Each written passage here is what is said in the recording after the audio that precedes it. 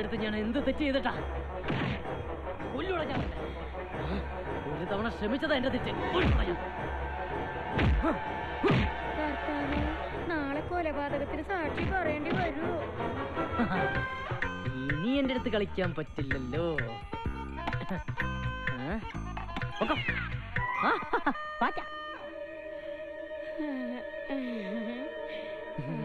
Good night.